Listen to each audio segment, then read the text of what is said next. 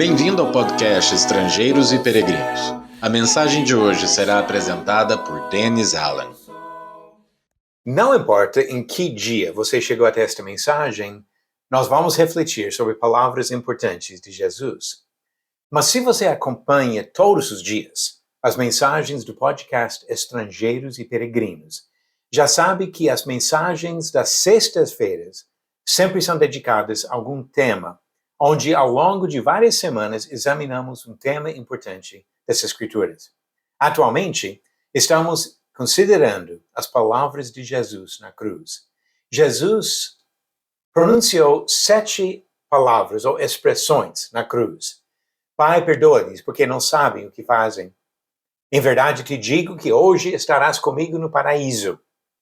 Mulher, eis aí teu filho. Eis aí tua mãe. Deus meu, por que me desamparaste? Tenho sede. Está consumado. Pai, nas tuas mãos entrego o meu espírito.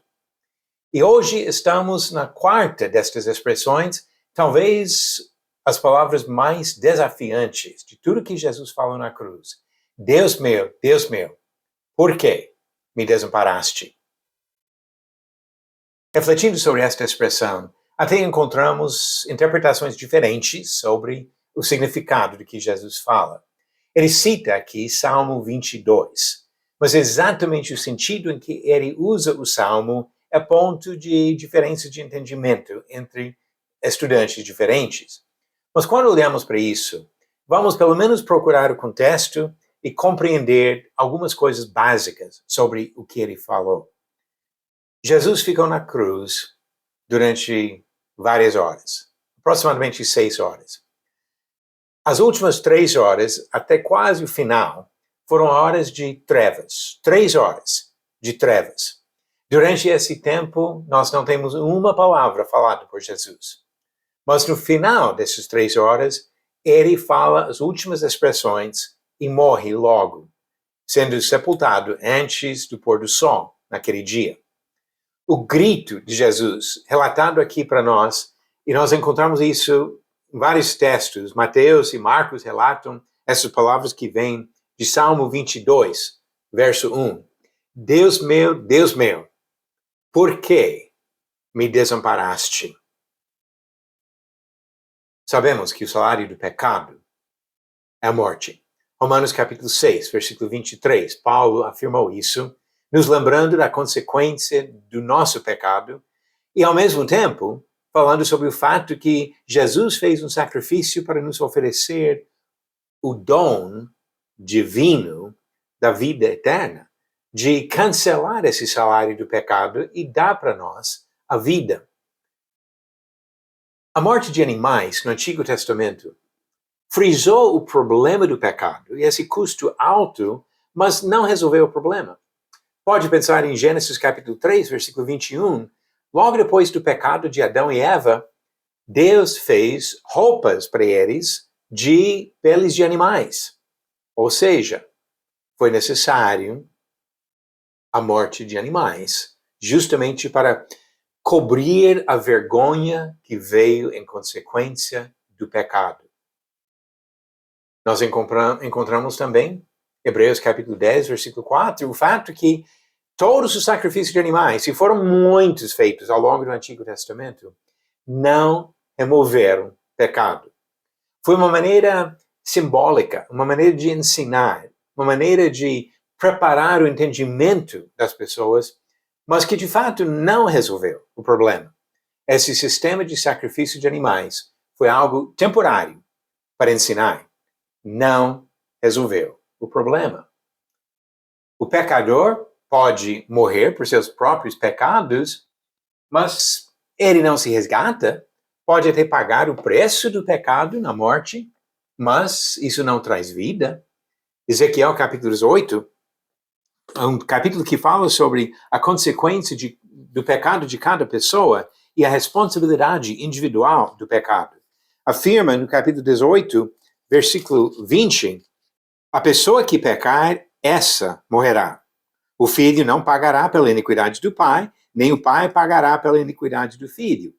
A justiça do justo ficará sobre ele, e a maldição do ímpio cairá sobre este. Nós sabemos que não há um perfeitamente justo, como o salmista disse em Salmo 14 e Salmo 53. Então o pecador morre, mas ele não se resgata. Ele não paga para ganhar de volta a vida. A consequência do pecado é a morte por causa da desobediência ao Senhor. Isaías capítulo 59, quando Isaías explicou o problema do afastamento dos israelitas do próprio Senhor, ele explicou que a culpa não era de Deus. Deus não tinha falhado nisso. Isaías capítulo 59, versículos 1 e 2, ele disse: eis que a mão do Senhor não está encolhida para que não possa salvar, e o seu ouvido não está surdo para não poder ouvir, mas as iniquidades de vocês fazem separação entre vocês e o seu Deus, e os pecados que vocês cometem o levam a esconder o seu rosto de vocês, para não ouvir os seus pedidos. O pecado faz uma separação.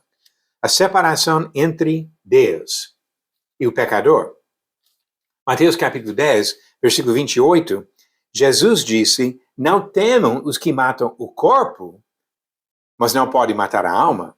Pelo contrário, temam aquele que pode fazer perecer no inferno tanto a alma como o corpo. É Deus que pode fazer isso.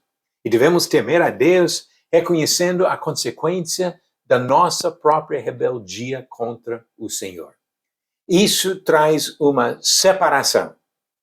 Eclesiastes, capítulo 12, versículo 7, mostra que quando acontece a morte física, há uma separação. O corpo volta ao pó e o espírito volta a Deus. Uma separação entre espírito e corpo. Isso ajuda para entender a ideia da morte espiritual. Adão e Eva pecaram e Deus já tinha dito: no dia que pecar, no dia que comer daquela árvore, vão morrer. Eles não morreram fisicamente, mas foram separados da presença de Deus naquele mesmo dia. E assim o autor de Efésios, o apóstolo Paulo, explica essa ideia no capítulo 2 dessa carta, quando ele diz no versículo 5, estando nós mortos em nossas transgressões, nos deu vida juntamente com Cristo. Pela graça vocês são salvos. E no versículo 12 do mesmo capítulo, naquele tempo vocês estavam sem Cristo, separados da comunidade de Israel e estranhos às alianças da promessa, não tendo esperança e sem Deus no mundo. Aí que entendemos a ideia da morte espiritual, separados de Deus. Mesmo se continuar com vida física por algumas décadas, a separação de Deus por causa do pecado é a morte espiritual. E se não resolver esse problema, recebendo a graça do Senhor nesta vida, a separação se torna eterna. Por isso que ele fala do perigo de ser lançados no inferno, separados eternamente da presença de Deus. Uma explicação comum, e sinceramente que faz bastante sentido, nesse contexto de olhar para todo o problema do pecado, é que Jesus, em algum sentido, sofreu a separação do Pai, mesmo se temporariamente, por causa dos nossos pecados. E assim, Deus meu, por que me desamparaste? Que ele sofreu não somente a morte física, mas a morte espiritual, em algum sentido, de separação do Pai, quando ele sofreu na cruz. Mas independente da interpretação específica desse versículo, eu entendo que pessoas boas, com bom entendimento dessas escrituras, podem variar um pouco no seu entendimento desse ponto. Mas o que Jesus fez por meio do seu sofrimento? 1 Pedro capítulo 2, versículos 23 e 24, diz que ele tomou sobre si os nossos pecados. Ele sofreu por causa dos meus pecados e seus pecados. E nisso ele pagou o preço para oferecer resgate para nós. Por isso que Paulo disse, em Efésios capítulo 1, versículo 7, que nós temos a redenção em Cristo. O resgate, ele nos comprou de volta pelo sacrifício que fez na cruz. E quando olhamos para o que Deus fez, o que Jesus fez, por meio do sofrimento, da agonia que ele passou na cruz, devemos ser gratos pelo amor que nos oferece o perdão, nos oferece a redenção, nos oferece a esperança da vida eterna, apesar do nosso próprio pecado, porque ele oferece remissão dos pecados. Se você chegou aqui principalmente para ouvir a resposta à pergunta, já vem, mas espero que tenha aproveitado para refletir sobre o sacrifício de Jesus. A pergunta 539. Jesus disse aos escribas e fariseus que ele daria qual sinal para eles? Alternativas: A, sinal de Elias; B, sinal de Moisés; C, sinal de Davi; ou D, sinal de Jonas. A resposta certa: D, sinal de Jonas. Como Jesus disse em Mateus capítulo 12, versículos 39 e 40. Uma geração perversa e adúltera pede um sinal, mas nenhum sinal lhe será dado, senão o do profeta Jonas. Porque assim como Jonas esteve 3 dias e 3 noites no ventre do grande peixe, assim o Filho do Homem estará 3 dias e 3 noites no coração da terra. Ou seja, a ressurreição é o sinal principal que Jesus deu até para essas pessoas que duvidavam a sua mensagem.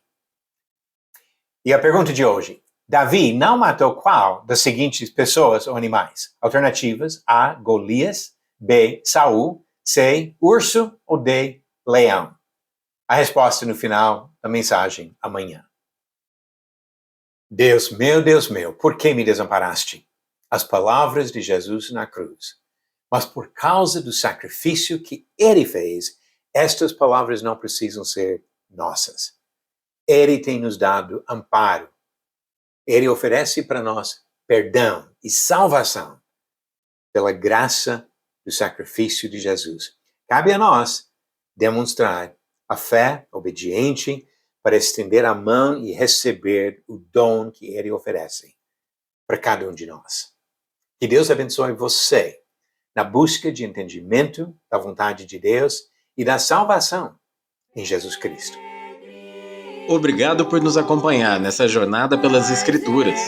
Volte amanhã para ouvir mais uma mensagem do podcast Estrangeiros e Peregrinos. Seguimos pelo mundo a viajar.